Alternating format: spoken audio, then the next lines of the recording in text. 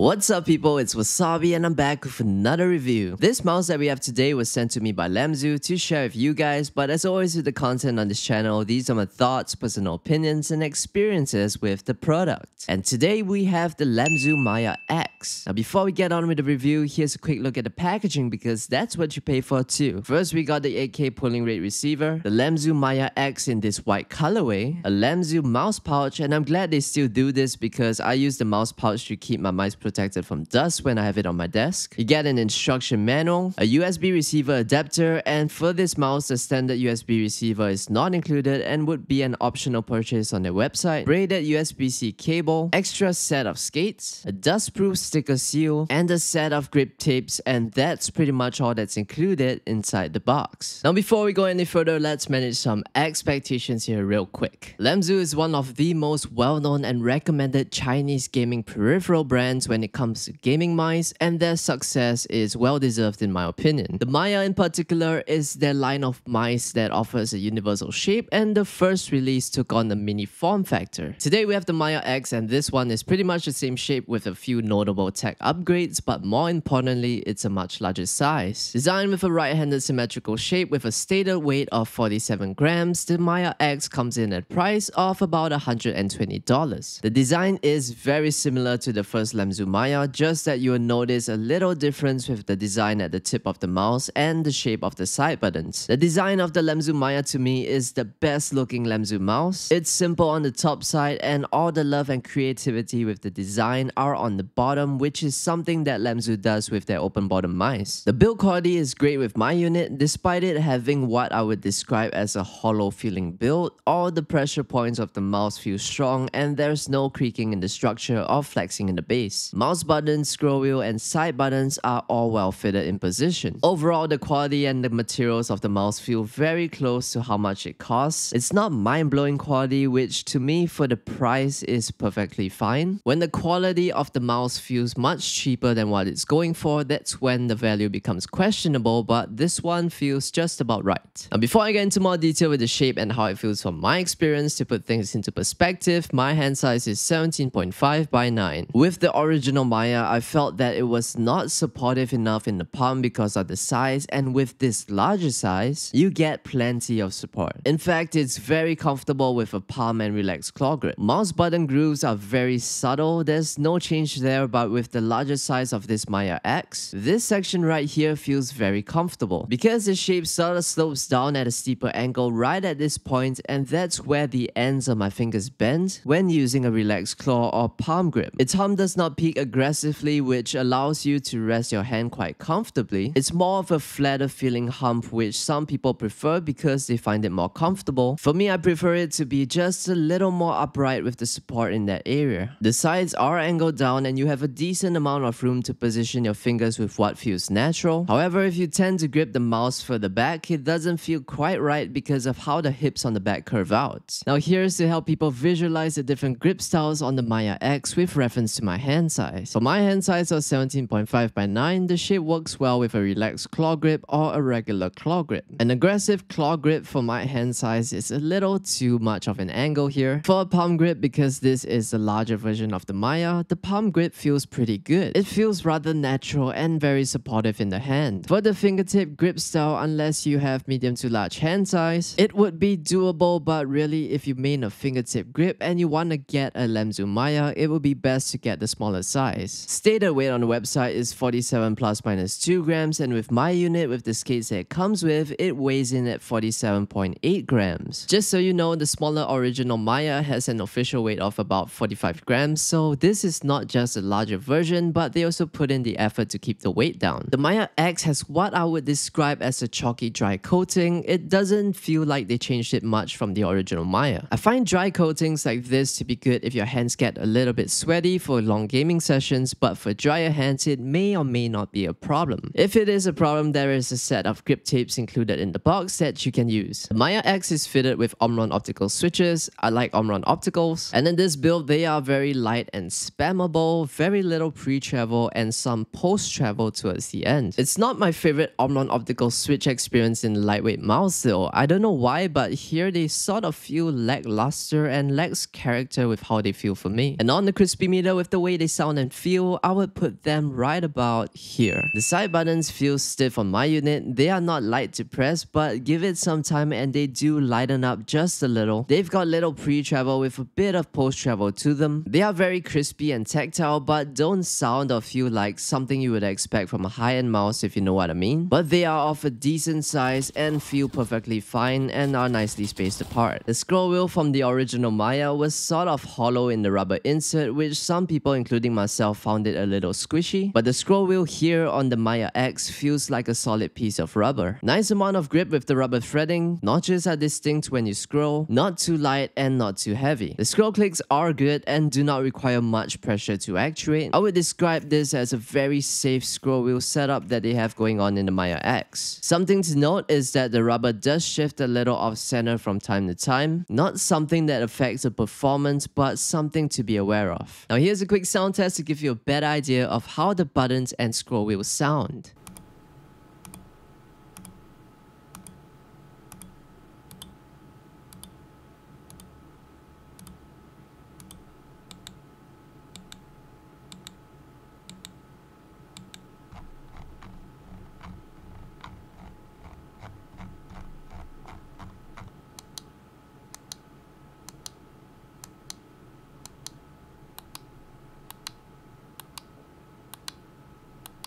The Maya X is fitted with the POR 3950 sensor. It's been working perfectly well for me. Most new launches from brands offer the POR 3950 sensor, which is good to hear. What's important for me is the tracking consistency on my mouse pads, which this has been perfectly good with my time on it. With the 8K wireless receiver, you can use the Maya X with 8000Hz wireless pulling rate right off the box. You can also use this mouse wired if you prefer, but I would recommend using a flexible paracord cable from other mice if you have, because the USB-C cable that this one comes with is on the stiffer side. Also to note, maximum polling rate for wired connectivity is 1000 Hz. One great change that I'm glad to see on this release is that the USB-C port on the mouse can fit large connectors. This was something that kind of bothered me with the earlier releases, and only the cable that came with the mouse could be fitted in to charge. Battery life, you got 80 hours at 1000 Hz. I've been using this at 8000 and 4000 Hz polling rate, and it eats up battery life very quickly. I recommend to use what works best with your computer. 1000 Hz polling rate is still very much what most gamers would use. For me, I just like to change up the polling rate every now and then just for the fun of it. I mean, the option is there, might as well use it, and if the battery runs low, I'd charge it overnight and be all good to go in the morning. For the Maya X, you will be using their web-based software, which is really good. What you see here is an early build, so some things may change. Its interface is very simple to use. Everything you need is on one page and it loads up pretty quickly. They also added some design to it, which is a nice touch for a brand like Lamzu, who is doing very well for a brand that just came out in recent years. This has 6 programmable buttons: the left and right mouse click, scroll click, 2 side buttons, and the DPI button on the bottom is programmable as well. You can set up to 3 profiles. You got high speed mode as an option, motion sync. You can adjust the debounce time, set your DPI, and you have polling rate options up to 8000 Hz wireless polling rate with the 8K wireless receiver. And for liftoff distance, you have 3 options: 0.7,